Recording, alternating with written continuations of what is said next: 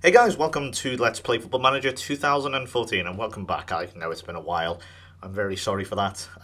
Number of reasons have stopped me from playing this game, and basically I just wanted to do some more challenges. A few other personal reasons as well, sort of family reasons and so on. But another reason as well is that this Perth Save, the Australian League, this isn't the main reason, but it is getting a little bit stale. I'm not going to lie. And the problem, of course, is with the A-League is that its reputation is very low, probably the equivalent to about League 2, maybe League 1 in England. So it's not particularly captivating, but there are other reasons as well, which I'll get onto later down the line, specifically to the league. But they're the main reasons, so sorry about that, but we're back now. And, well, if you look here, we've done it.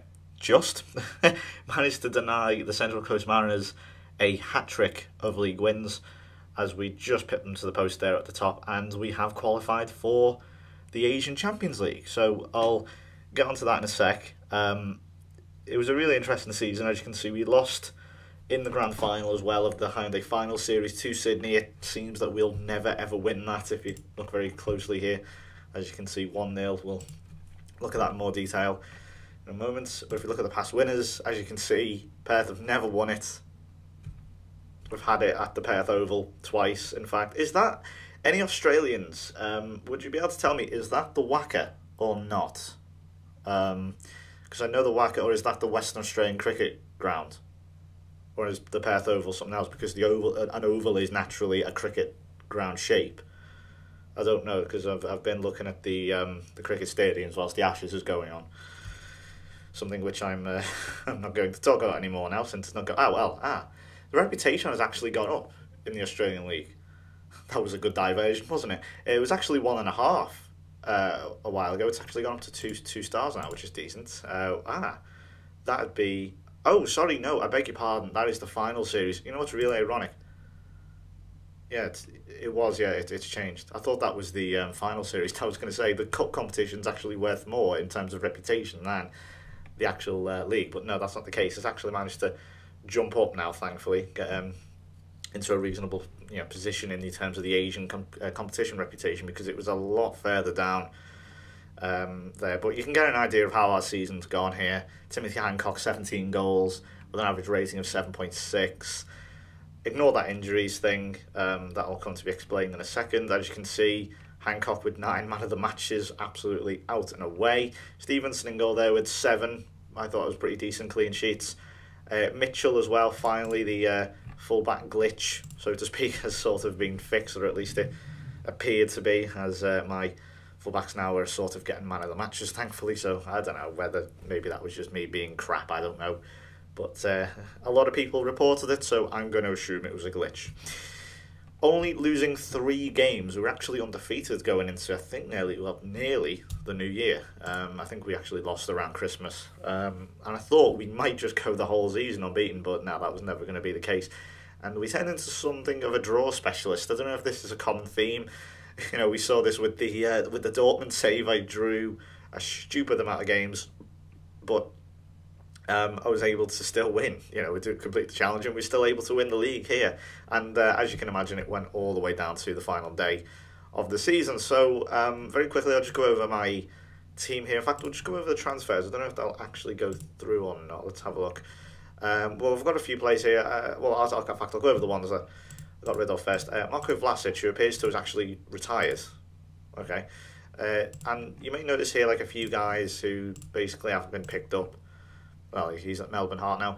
Unfortunately, the reason why all of these were let go, apart from Bennett, who wasn't good enough, but all of these, and Wicks actually as well, is because of the stupid registration system in Australia. I don't understand this. I imagine it works much better in real life, but on this, it's so disabled, it's unbelievable.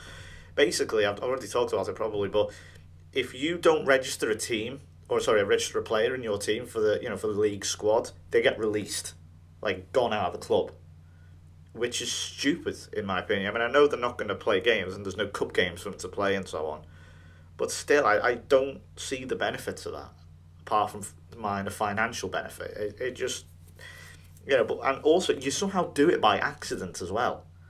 You think, oh, okay, I can't put this player in, and it's just frustrating, it really is. Three players managed to bring in.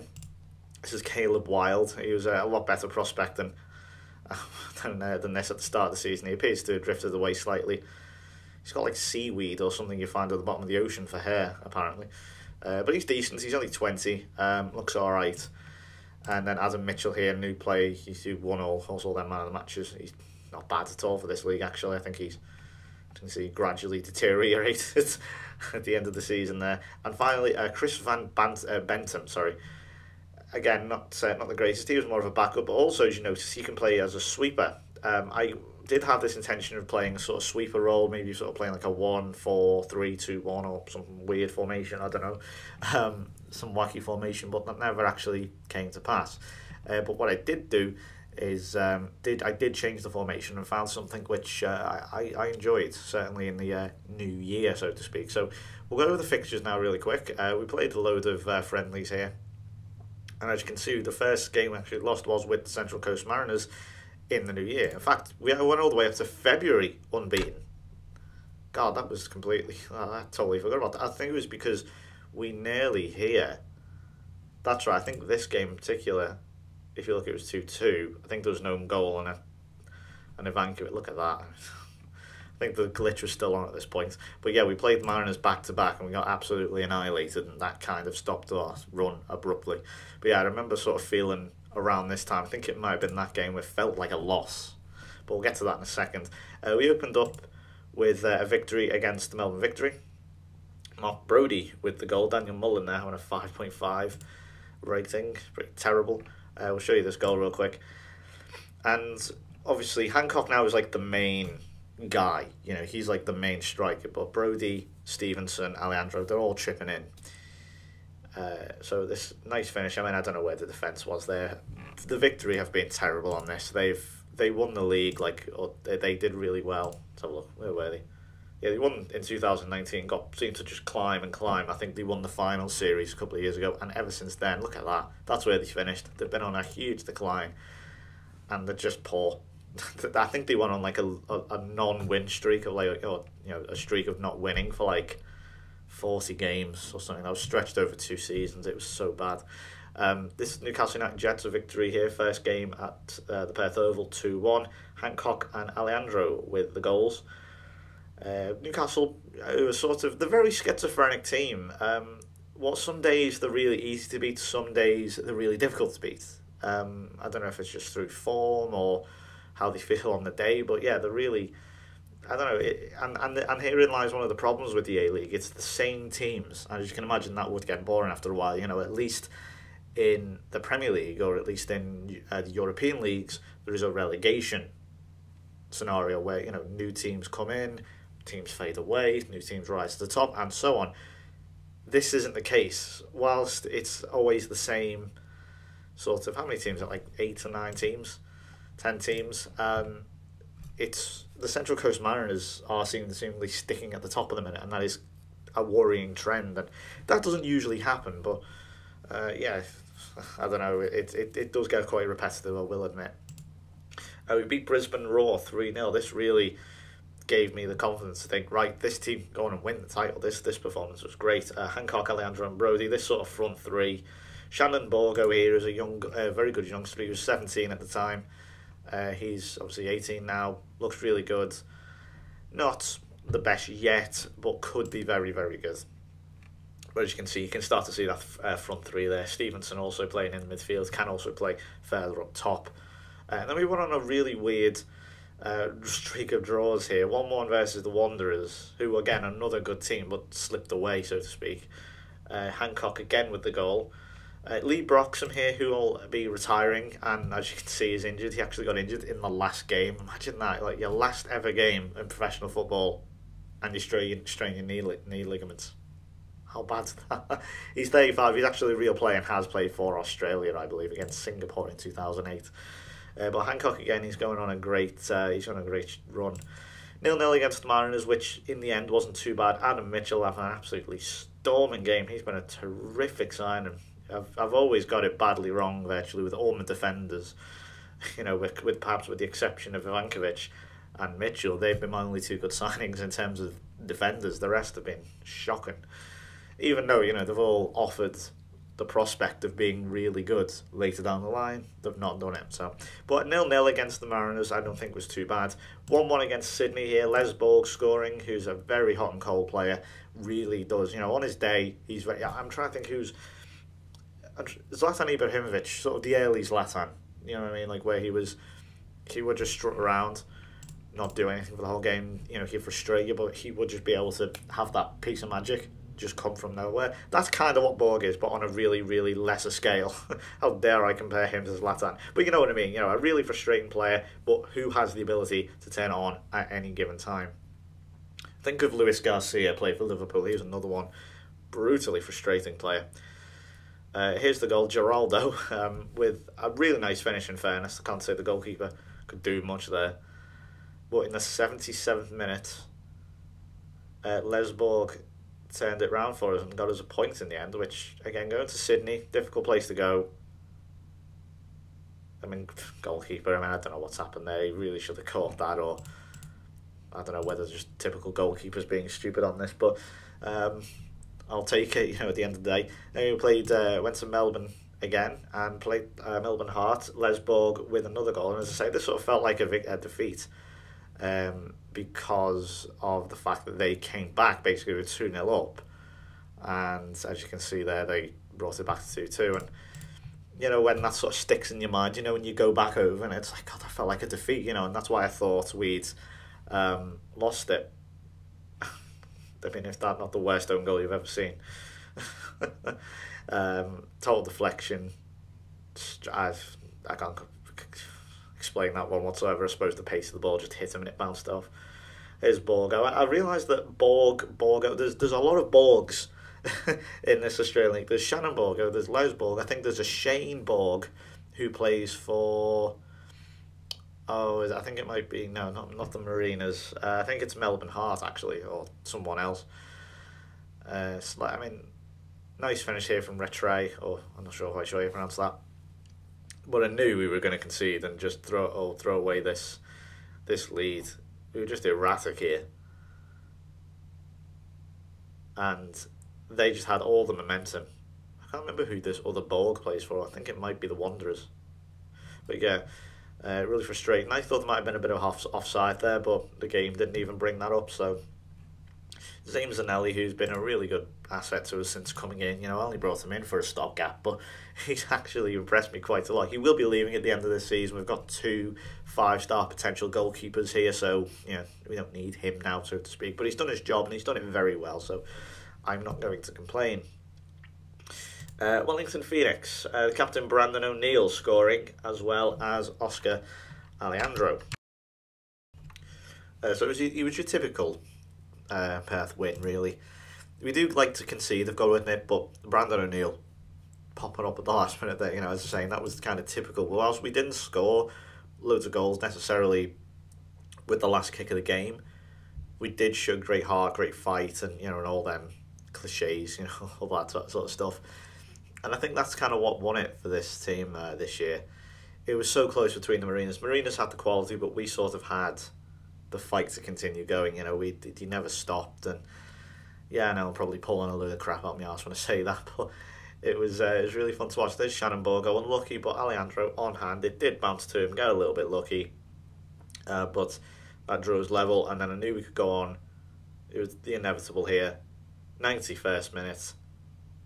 Just had to be the captain, Brandon O'Neill, who is in real life a 19-year-old currently at Perth Glory. I think he's been here all his life.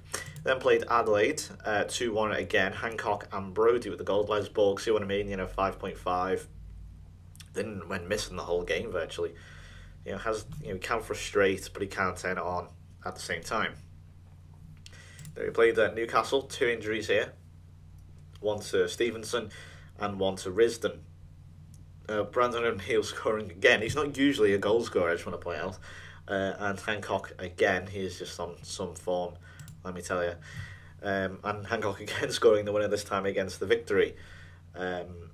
Mitchell again, I mean, you can see the 2 standout players here, you know, it's so obvious. You know, Mitchell and Hancock were just terrific. I think he may have actually taken man of the match there. Let's have a look, because of his better. Yeah, he does as well. I think it just purely goes on rating, which is wrong, actually, because the ratings are crap. They didn't really stand a cat and L's chance. They didn't really put much pressure on us, and with the sending off there, kind of killed any chance they had. And then a really good victory over Sydney. O'Neill again with the goal. I'm just trying to remember where all these goals came from. I think it was around this time. I can't remember the exact game I did it, but I started changing the formation, the tactics a little bit. I'll show you in a second. I think I just encouraged O'Neill to shoot some more, and there you go, 5 minutes gone. Yeah, it was really good. I think it was maybe around this game. Let's have a look. I go to the formations here. No, we're still using it. Okay. Although it was concerning me at this point. Let's try. I think maybe in here after the break. Maybe that's most obvious, doesn't it? No, still using the same formation. It's too attacking, that formation. No, so I had to change it. Can't exactly remember. It might have even been in the new year. Yep, this one here, sort of like a weird Christmassy tree type formation. Typical time of the year, I suppose. But what I did was one of those games, I'll hold my hand up and say I did holiday one of those games. And this is the formation that the assistant actually used, and it turned out to be really good. I mean, whilst it doesn't really lend itself to the wide, movements of Alejandro, and Brody can play at wide, Borg and so on, I don't know, it just seemed to work, and I never looked back. As I say, which one was it? I think it was either this one or it was either Newcastle or Melbourne. And yeah, it just sort of stuck, and I've used it ever since. Maybe it might be the reason for losing this, but I've always been of the idea that you need to change formation throughout the season at some point anyway, even if it's only once or twice, because the CPU learns your tactics, especially if you're going to play these teams 3 or 4 times in a season. They're going to learn your tactics, and that's kind of how the CPU beats you in a way. It learns you, tries to read you. It's like a game of chess, basically. Then 1-1 against Brisbane here. Hancock again with the goals. Risden and Diarra getting injured. Diarra's still going strong, even at the age of 38. He's still very good. He's been retired from international football for 10 years, and he's still going. He's really good. Really, really good. And very versatile as well. Don't really play him at right back all too often. He almost always plays in that holding midfield role. Boy, is he good, though. He's still cracking. Fortunately got injured here. Didn't really have enough time to press himself into the game, so that's why he's got such a low rating. And then a decent 1-1. I thought it was okay against Wanderers. Stevenson with the goal. He doesn't really score as many as I want him to. Julius Davis did get the equaliser there for Wanderers. It wasn't a great game, to be honest. I still can't find this other ball. I can't remember who he plays for, actually. There's definitely one, though. I don't think it's the Mariners. But yeah, anyway, Mitchell again with the assist here. Stevenson, nice finish. I keep going back, sorry about that. 1-1, again, still unbeaten at this point. 2-0 here against the Phoenix. Hancock did miss a penalty, but Brody with the goal. And I think there's an own goal as well. Let's have a quick look. Yes, Steve Smith own goal. Yeah, it's Wellington, not particularly. Where did they finish? Well, they just managed to just scrape in the top 6 there, ahead of Newcastle and Adelaide. They're sort of in that next group. Wanderers, as I say, who have fallen away sometime. They actually were doing a lot better at the start of the season, and they just slowly drifted down the table, if I recall. 0-0 against Melbourne Heart. Not really much to say about that, to be honest. A cracking game here against Adelaide. This was mad, just mad. They took a 2-0 lead, and we fought back. They got one right at the end. This is just a crazy game. I'll show you these. Again, it's all the typical people you'd expect. Hancock, Borg, Brody. I tried to give, Alejandro here, whilst he had a really good start to the season, he did fade away quite quickly. He just didn't make much of an impression. I mean, to be fair, great finish there from Connor Payne there. That was after just under 2 minutes. Not a great start. And then things got even worse here. As you saw, it was 5 minutes. They were 2-0 up. And I just couldn't believe what I was seeing. I thought, oh God, this is our unbeaten run going right here. I mean, ironically, I think it went in the next game. Maybe a bit of foreshadowing there. This, I'm not quite sure how you pronounce his name. It's number 6 guy. Does run midfield quite well. He, as you can see, he started that move there. Really nice stuff from him. And that Connor Payne had too. And yeah, at this point, I'm just thinking, well, there's the unbeaten run. But I think we went really offensive at this point, very attacking, and just sort of went for it. Good ball to Hancock, goalkeeper, not in the greatest positions, but I'm not expecting the goalkeeping to be great at this level. Stevenson with his long throws there, he's just developed them over the last sort of few months, and that's 2-2 right on, I think it was right after or right on half time. And then we just sort of pushed and just continued this sort of really attacking philosophy here, and that them 2 goals here just killed it. They did get one right at the end, but thankfully it never mattered. I know we just got our arse kicked. Yeah. I think that's why we were allowed to go on for so long, because for some reason we played the Mariners back to back, which was, I think it was because we were originally due to play them at the start of the season, but and this is another reason why I don't like the Australian League. For some reason which I can't fathom, the league starts on the weekend when there's internationals. So I remember actually I actually had to restart, to go back and say, right, no, I'm not having that, because I had to start playing my youth team. You know, I know we lost like 8-0, so I thought, okay, I'm not having that. So, you know, I had to reschedule it. I know that's not really cheating. That's just that's fixing a massive problem with the game there. So yeah, and it got rescheduled and it kept getting pushed back and further back and further back. So this was it. And boy, would we have lost our unbeaten run a lot quicker if we played them. 5-1 at home and 3-0 away. Les Ball, oh, that sums it up really. 4.9. Terrible. Although we bounced back quite nicely here with a 5-2 victory over Newcastle United Jets. Hancock with a hat-trick. And this is where he started to really kick on now and, you know, get more goals here. Melbourne victory. Stevenson this time chipping in with a goal, 7.2 man of the match, I think. 1-1, probably should have won here, to be honest. It wasn't for that. Yeah, I'll show you these goals. Can't exactly remember them all the games, but well, Stevenson was our man of the match anyway. I think Galloway there getting the overall man of the match. I think we were perhaps a little bit too defensive. I played a few kids here like Slater, you know, he's still only young. Stevenson, one of the more senior players in this team now, or at least in this particular team against Melbourne. Nice finish there, and I thought, yes, that's the win, you know, that could maybe, you know, really confirm the title for us, but this happened. Stevenson not great in goal. I know there's 2 Stevensons. It's not that confusing actually, since one's a goalie, but yeah, maybe he could have done a little bit better there. Quite disappointed. And then we lost to Brisbane Roar. We were just overwhelmed. They were just so much better than us on the day. They just had more of the ball. They were quicker. They just wanted it more. And that's all I can honestly say with that. We just got overran. As one of those days, Brisbane were just better than us. They wanted it. We got maybe a bit, I was going to say maybe a bit overconfident or something, but I don't think it can be on this.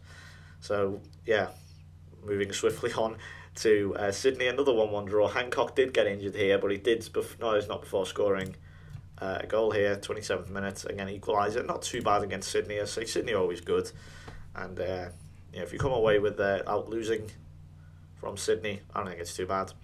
3-1 against the Wanderers. This is where, you know, we started to pick it back up again now and really press home for that title. I think the Mariners were like 6 points clear at this point as well. Shannon Bogo got his, I think that was his first 2 goals for us. Mitchell scoring a penalty, but we were too much for the Wanderers in the end. They simply could not handle us. And yeah, so Bogo, I think this was his first 2 goals. Bear in mind to say he's only like 18. But I was playing him up front. I thought I'd give him a go, and he repaid me completely. Well, I had no choice really, because Hancock was injured. Although I'm not sure, was it his first goal? I can't remember. But Mitchell there, no Hancock on, so he was our new penalty taker, and he did very well. One of the better signings of the season, as I say. They did get a goal back. Maybe Stevenson could have done a little bit better there. I mean, it's a 1-on-1. Not too much he could have done, but I still think he could have saved that if he'd been a little bit better. But there's another goal for Borgo here. I think I'm not saying it incorrectly, am I? I think that sounds right, doesn't it? Borgo. It's not Borgio or some other way of pronouncing it. I don't know, but it sounds right to me. So Borg linking up with Borgo, and a lovely finish, to be fair. and that really started. Then put that gave us a lot more confidence. 3-1 against the Wellington Phoenix.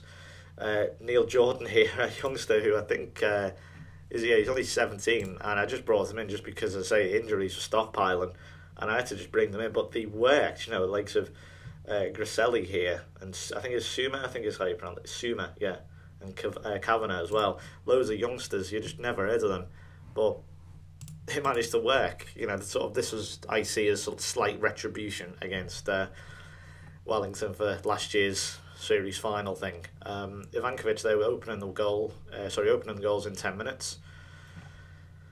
And then Neil Jordan, as I say, getting man of the match there with a 7.9, not the highest rating in the world, but I thought he was, for a debut, he was absolutely outstanding. 17 years old, real talent. I mean, he's not 5-star potential by any stretch of the imagination, but disappointing to concede, but he really pressed home his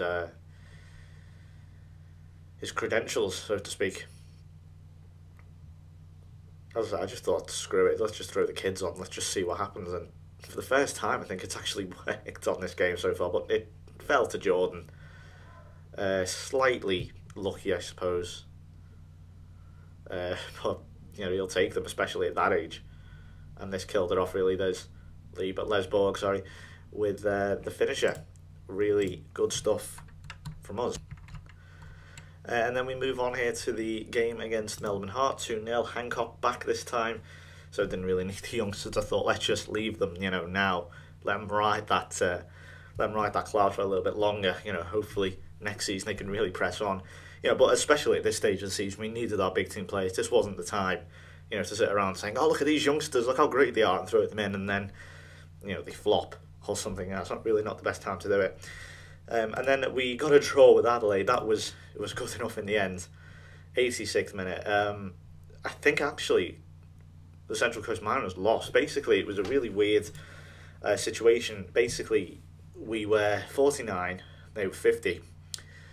I think we needed them to draw or lose something. It was in their hands and they blew it, if I recall. Let's have a look. Past positions. And I keep doing that. I keep clicking on the name. That's how it used to be, right? That was actually, no, sorry, that was the penultimate game. I beg your pardon. It was still in our hands. Can't quite remember how it worked. Let's have a look. Matches. Yeah, they actually lost to Newcastle United. See what I mean? It's like they're very indifferent, Newcastle. They tend to, they can put up a fight sometimes, but at the same time they can just lie down and roll over and die. So they're very schizophrenic, so to speak. But that's kind of how it lasted between us and Central Coast. I mean, we really, we were top for a good chunk, and then they came back. In fact, I just want to point out the reason they were so low is because of the games in hand. That's why they had like 3 games in hand because of the Champions League, I think, and that's why they were able to climb so quickly. And they nearly caught us up as well. It was absolutely horrible. But I mean, even then, we still managed to get through to the semi-finals, I suppose, of the final series here. Managed to beat Brisbane Roar in extra time. Timothy Hancock with 2 goals. Fortunately, we did lose the final to Sydney. That was Lee Broxham's final game, and I'd say unfortunately he got injured. But I'll show you these goals right at the end here. Hancock, 108th minute. That is, of course, an added time, so it's not technically right at the end. But he was the standout player, no question about it. And he certainly deserves all the plaudits he gets because this kind of just sums him up, to be honest. Just dominates the game. He's not absolutely miles or light years away than better than anyone else. He's just, I don't know. He's not like Messi compared to your average player in La Liga or something. He's not like that. He's just slightly better. But the A League is still his league, so to speak. Broxham perhaps a touch slow there and did let them in. Could have been his last game. Unfortunately, it wasn't. He went on to get injured in his last one. Not sure if that's actually makes it worse, saying that.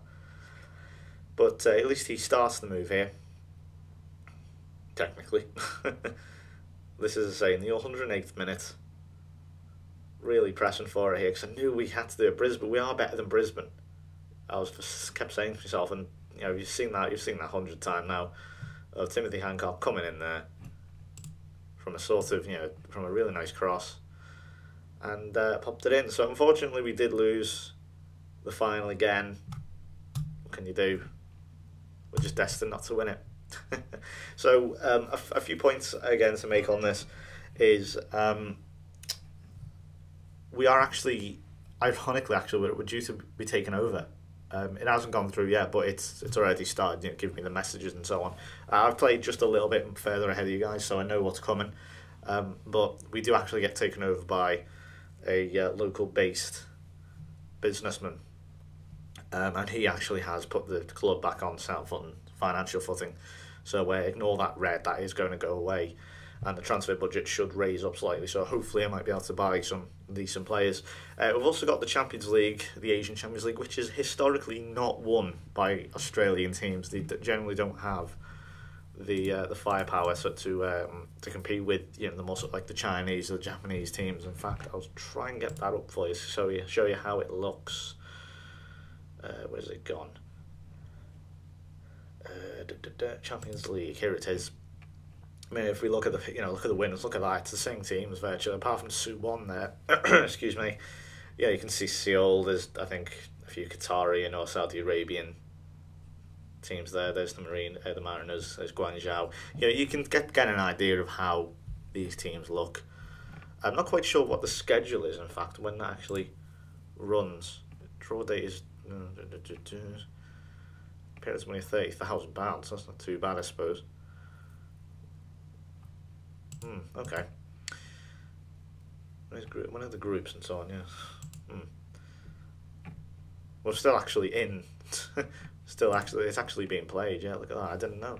Right. Okay. I need to research this Asian Champions League because I apparently don't really know much about it. So, this will probably be the upcoming season will most likely be my final season with the Perth Glory. It's a touch boring, now, and I'd like to move on, go somewhere else. I'll probably leave after the Champions League once we get knocked out or something like that. The league won't be my priority. I've won that now, and the Champions League, we'll just see how far we can go. Hopefully we can get a bit of money back into the club, and we'll see what happens, and hopefully I'll be able to bring in 1 or 2 marquee players. So thank you very much for watching, and I will see you then later in 2023, chances are, because the Champions League, I want to give you a little bit more in-depth at that. I want to try and show you a few more videos. I might show you who we drew, for example, or I might do one at the end of the year, just to give you an idea of how the Champions League works and so on, because it's a little bit different to the one in Europe. So thanks for watching. I'll see you next time then, and